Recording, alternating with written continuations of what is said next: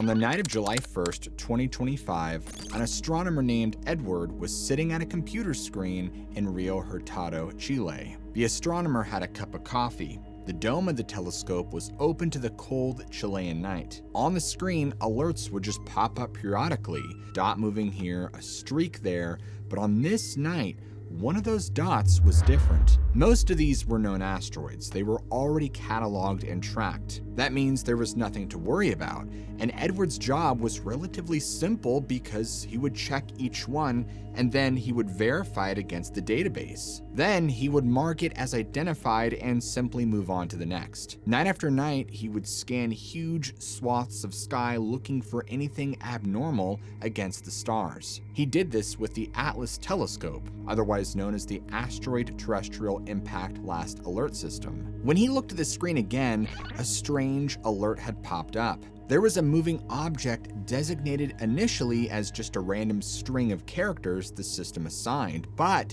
the numbers next to it, the velocity numbers, didn't make any sense. In fact, this astronomer had to double take and he realized something. This object was moving way too fast. Normally, when astronomers calculate the orbit of something, they're looking for a specific number called eccentricity. For anything orbiting our sun, that number needs to be less than 1. But this object was over 6, which seemed completely impossible. Edward ran the calculation again, the same result.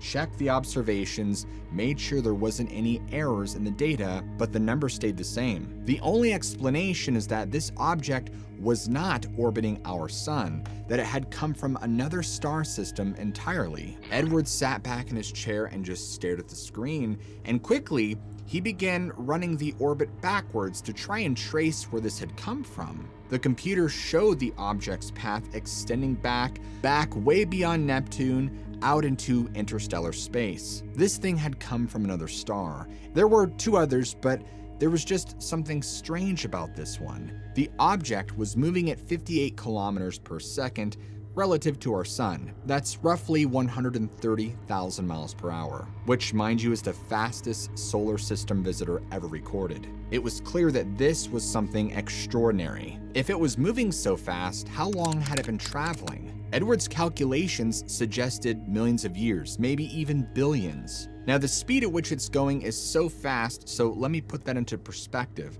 It's fast enough to circle Earth in about 11 minutes, and at that speed, you could travel from Earth to the moon in less than 2 hours. But what's important is that objects like this don't start out moving that speed. They build up over time. As they pass by stars, they get gravitational boosts, like little kicks that make them go faster and faster, with the object bouncing from star to star, picking up speed with each encounter. A UCLA professor named David Jewett, the same man who co-discovered the Kuiper Belt, explained that due to its speed alone, it had to have been out there for a very long time.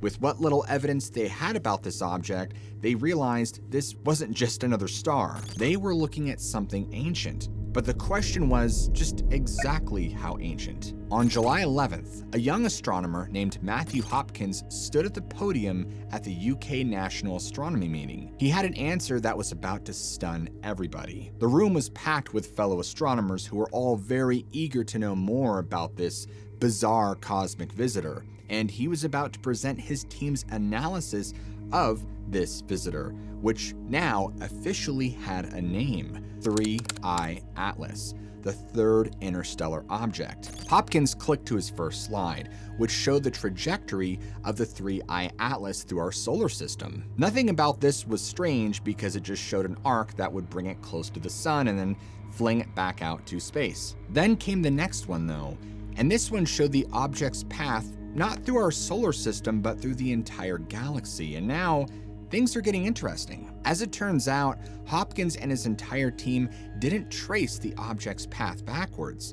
They traced it way back and accounted for all the gravitational pull of stars and even the rotation of the galaxy itself. This object was not moving in the same plane as most stars. It was coming from what astronomers call the thick disk of the Milky Way. It's actually different from where our own sun lives.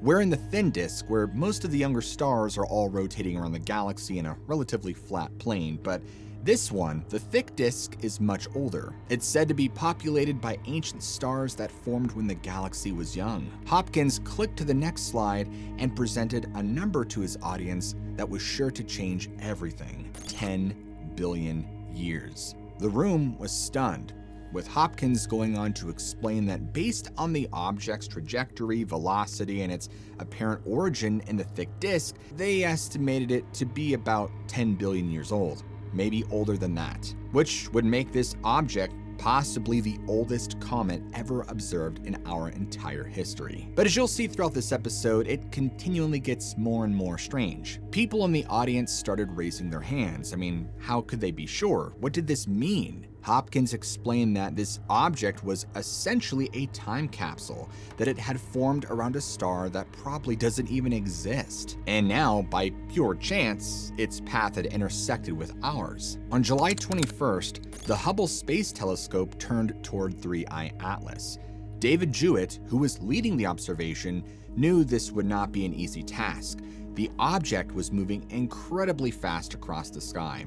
So fast that Hubble had to track it like you'd track a bird with binoculars. Fortunately, they were able to track it and lock onto it, which was about 277 million miles away. The telescope began collecting photons, building up an image pixel by pixel, and that's when they had their first real data. Because of how the data compiles, it was initially just noise and static, but as the image processed and was able to layer in its own data, a shape emerged.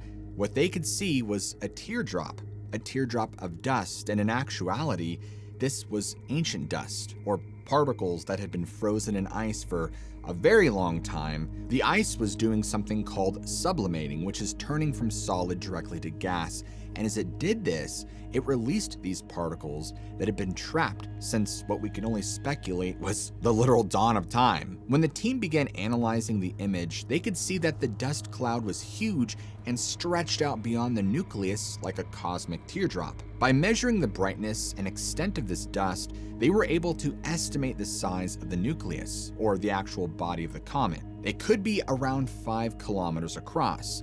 Now that's not exactly huge, but it's not tiny. This is maybe a mile or two wide. Even though they now had some data on the object, they realized that they were seeing materials from an era when the galaxy was young.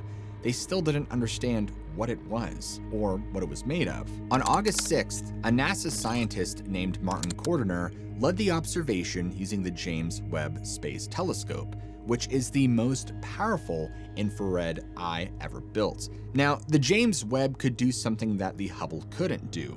It could read the chemical fingerprint of the comet. When light passes through gas, certain wavelengths get absorbed. By seeing which wavelengths are missing, scientists can tell exactly which molecules are present. Cordiner's team began analyzing the spectrum, and they began finding some really interesting details. It turns out that this comet was dominated by carbon dioxide. Well, that's strange because most comets in our solar system, when they get close to the sun, actually release water vapor. But this object was different, and instead of water vapor, CO2 was pouring out of it. Scientists realized what this meant, that this comet had never been near a star before. In our solar system, comets that repeatedly approach the sun lose their CO2 first. It sublimates at colder temps than water. So our comets are water rich because they've been baked by our sun over so many years. Buckle up, folks, because things were about to get very strange. In early September,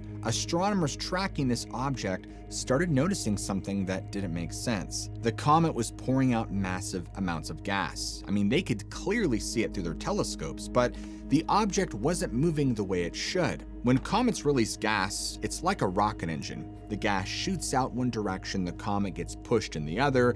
It's basic physics. The James Webb Telescope had already confirmed that the 3I Atlas was releasing enormous amounts of carbon dioxide, 8 times more CO2 than water vapor, which was one of the highest ratios ever recorded in any comet. But when astronomers checked the trajectory data, this object hadn't moved, not even a millimeter off its predicted path. Every single comet scientists had ever studied showed this acceleration when it outgassed, except this one. Either this object was so massive that rocket force outgassing couldn't budge it, which would make it impossibly dense, or it had some kind of station-keeping thrusters to maintain its course. Some people try to explain it by suggesting 3I Atlas might have a mass of over 33 billion metric tons. But even at the largest size estimates, that would give it the density of metal, and comets are not supposed to be iron cannonballs. An Israeli-American physicist by the name of Avi Loeb, researching where the 3I Atlas had come from, it pointed to a specific region in the constellation of Sagittarius. Loeb immediately saw the connection.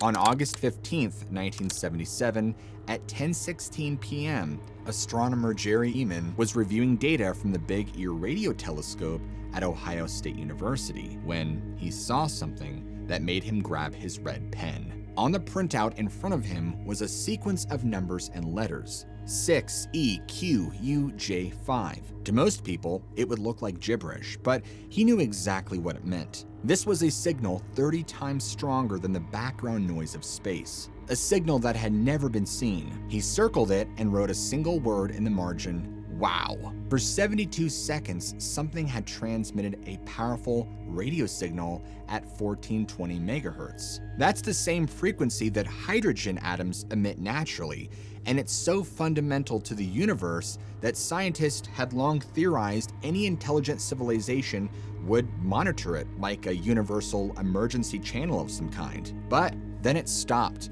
The Big Ear telescope never detected it again, and for the next 48 years, astronomers searched that patch of sky, but there was nothing. It still remains unexplained. Now, space is really big, but the chances of two unrelated things coming from the same direction should be tiny. Loeb calculated the exact probability, and we're talking about a 0.6% chance, considering the WOW signal and the Atlas's trajectory are aligned within 9 degrees of each other. However, some observers claim that in early August, radio telescopes detected a brief signal coming from the 3I Atlas itself. I'm not talking about reflected radio waves or natural emissions. We're talking about an actual transmission that allegedly lasted 11 seconds, and when decoded, showed a repeating sequence of prime numbers: 2, 3,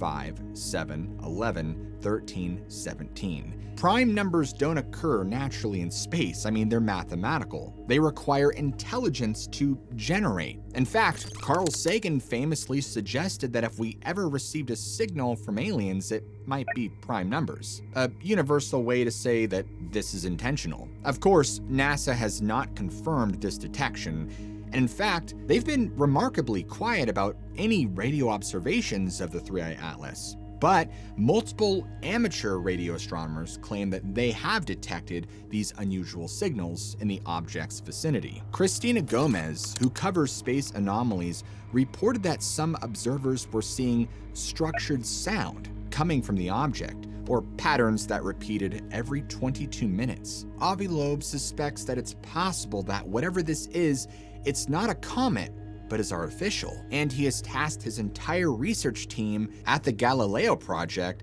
which is Harvard's scientific search for extraterrestrial technology, to monitor the sky around it. But folks, we're not talking about just watching the object, but to look for unusual activity. I mean, he even explained to Newsmax that if this is an alien probe, it would release some mini probes that will visit the planet. Now keep in mind that is coming from a Harvard professor, the former chair of Harvard's astronomy department, saying that we need to watch for probes. On October 3rd, something unprecedented was about to happen. For the first time in history, humanity would have a front row seat to watch an interstellar object pass by another planet. Multiple spacecraft orbiting Mars, NASA's Mars Reconnaissance Orbiter, the European Space Agency's Mars Express, and the ExoMars Trace Gas Orbiter had all been positioned to capture this object during its closest approach, just 29 million kilometers from Mars. The preparations for this had been very meticulous. Everything was pre-planned, but something strange happened. Or rather, didn't happen. NASA released exactly one image, and it was from the worst possible camera they had available. The Perseverance rover's navigation camera, which was designed to help the rover on Mars' surface. The image showed what appeared to be an elongated stripe, about 4 times longer than it was wide. Within hours, social media exploded. People were calling it a tic-tac, a cylinder proof of an alien craft, but there was, of course, a problem with this interpretation. Mr. Loeb explained to the public that due to the sheer distance of this object from Mars when the image was taken, that the spatial scale was so blown out of proportion per pixel, specifically about 12,500 kilometers per pixel. The streak in the image was 4 pixels long, which would make it roughly like 50,000 kilometers in length. And if this object was actually a cylinder that massive, I mean, we would have noticed it the moment it entered our solar system. Without getting super nerdy about how cameras and exposure time work, what people were actually seeing was a time-lapse artifact. Because the object was so faint, NASA had to stack multiple images taken over the course of 10 minutes, which means the result looks like a streak out in space. But why did NASA only release this one terrible, misleading image? And more importantly, where were the images from all the good high-resolution cameras? The fact that NASA gave a minimal official statement is strange too. They basically said that Mars orbiters successfully conducted their observations and that data is being processed. The Mars Reconnaissance Orbiter carries an instrument called HiRISE, the High Resolution Imaging Science Experiment. This camera alone can achieve a resolution of 30 kilometers per pixel at the distance of 3I Atlas. That would finally give us a clear look at the nucleus. The data was definitely captured. But that statement that NASA gave was issued over 3 weeks ago, so where's the images? NASA blamed the delay on the government shutdown, that most of their staff had been sent home. But if they could process and release the Perseverance image, why couldn't they release the raw HiRISE data? Mars orbiter images are typically made public within days, sometimes hours. The website normally updates every few days with new photos, but nothing from the 3I Atlas flyby. And then there were the images that were released, and they were bizarre. The European Space Agency captured a series of 5-second exposures of this strange object. Now, only weeks earlier, ground-based telescopes had clearly observed a tail. The theory around this is that the object had recently been hit by a coronal mass ejection, which is a blast of solar plasma that can temporarily destroy a comet's tail. But the issue with that is that when this happens, the tails reform within minutes or hours. What if what we saw before wasn't actually a tail at all?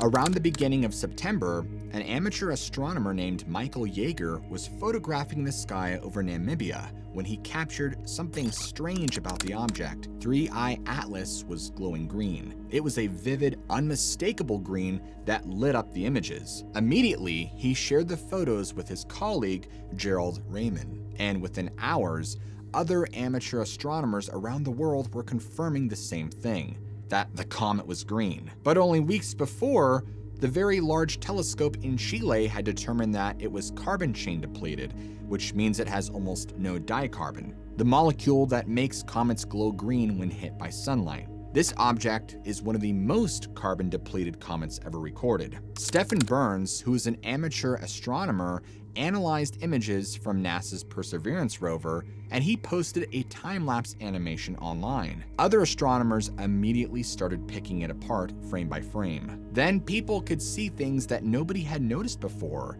specifically multiple objects. Not just one, but several fast-moving points of light traveling together. At the 3-second mark of Burns' animation, there's a brief green flash. Not a single pixel camera artifact, but a diffused glow. And it's not coming from the object, it's offset from the main object. And the polarization data was also wrong. Zuri Gray and her team published the first ever polarimetric observations of it, which is a process in which we figure out what dust particles in space are made of and how big they are and how they're structured. Like all the other strange things about 3I Atlas, it showed what they called an exceptionally deep and narrow negative polarization branch, which is another way of saying no comet in our solar system behaves this way. no asteroid either. Even Borisov, the last interstellar visitor, showed positive polarization. 3I Atlas was scattering light in a way that's never been seen before. They really had no idea what it was made of.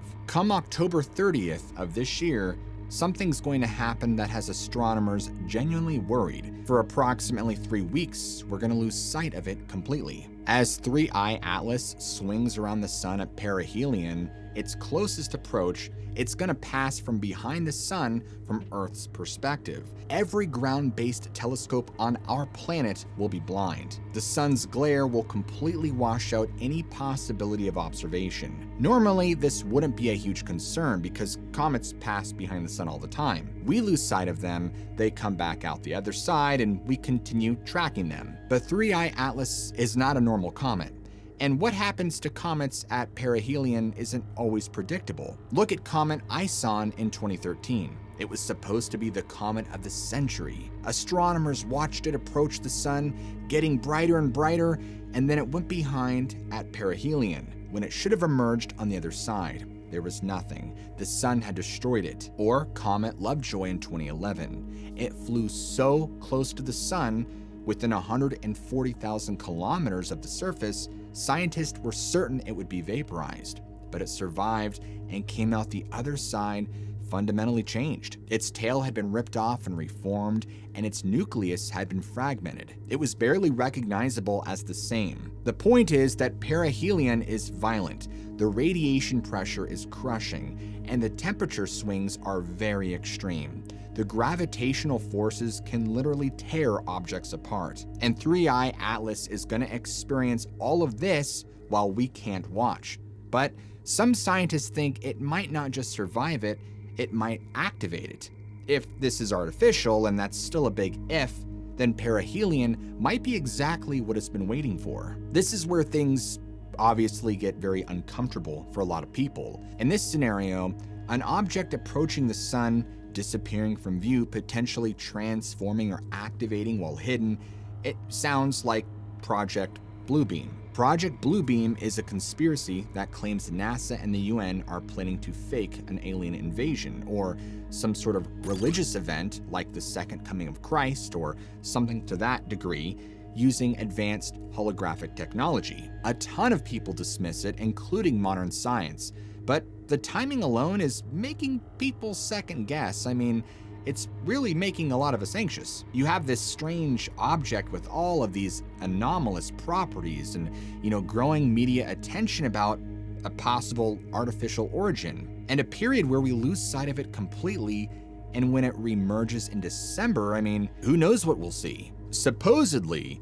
the European Space Agency's JUICE spacecraft is supposed to observe the 3I Atlas in late November, right after the perihelion, but that data won't even be available until February of next year, or 2026. Or as a lot of people like to say, 3 months to decide what we're allowed to see. After all the detailed analysis, at this point, the question isn't whether it will emerge in December, the question is, what will emerge? Now, at the time of recording this, right, the supposed date is December 1st, but if you're watching this in the future, I'm sure that will be updated and changed. I need you to understand that this is potentially the most monitored celestial event in human history, and there's a reason for that. December of this year, 2025, would be the perfect time for what researchers call a controlled revelation. The object has been in the news for months. The public has been slowly prepared for the possibility that it might be artificial, and scientists have already introduced the idea of alien probes. I mean, if the government wanted to disclose the existence of extraterrestrial technology, this would be the ideal opportunity. They wouldn't have to admit to decades of cover-ups. They could just act as surprised as everyone else. Or they could go in the other direction, complete denial. No matter what the telescopes see in December, officials could insist it's natural, a weird comet, and who could prove otherwise? December of this year might be the most important month in human history, or it might turn out to be nothing at all. And because you guys made it to the end, I really wanted to make this video a little bit different than what I normally do, because new details keep emerging, I mean, even up to today as I'm writing and recording this, it's gonna have to be something we all watch closely. Instead of having you guys comment something silly below, I would love for you to comment and tell me what you guys think this object is. Is it simply just a comet or an asteroid and that people are just blowing this out of proportion, or is there something far more sinister going on behind the scenes? And really, the government, the entire world's government system, is preparing the public for what's about to change everything. We're not sure. Let me know what you think below. As always, I love you guys. Keep an open mind, and I'll see you all in the very next episode.